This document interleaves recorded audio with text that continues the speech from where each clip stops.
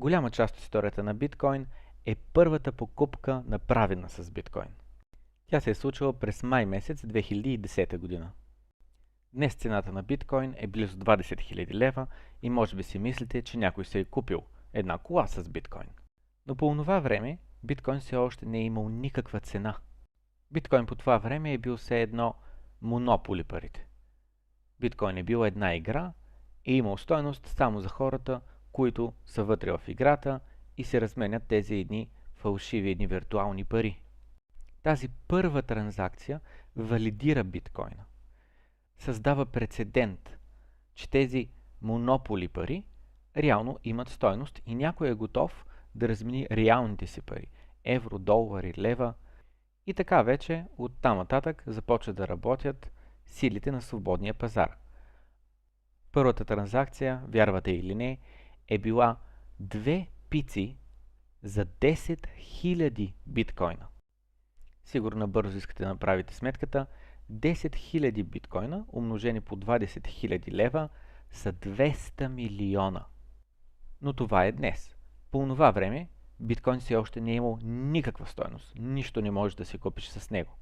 Но веднъж, когато този прецедент взема място, хората могат да кажат: аз съм готов за 9000 биткоина да ти купя 2 пици. И така, бавно, но славно, биткоин стига до цена от 1 цент, а после и от 1 долар, от 10 долара, 100 долара и така нататък. През годините има много хора, които съжаляват, че са продали техните биткоини, защото ако не са ги продали, днес е можело да бъдат богати. Представете си някой, който е купил примерно биткоин, когато цената му е бил 1 долар. Дал е 100 долара и е купил 100 биткоина.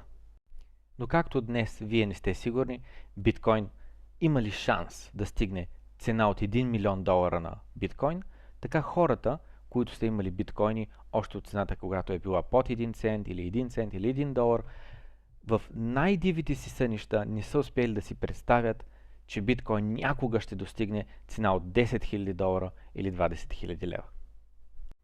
Ако ви хареса тази кратка история за историята на биткоина и неговата първа транзакция, с която е закупено нещо от реалния свят, може да цъкнете на канала и да разгледате какви други крипове има. Какви други криптовалути съществуват. Ако това кратко обяснение за парите и какво е биткоин ви е харесал, може да цъкнете на канала да разгледате какви други видеа вече са качени.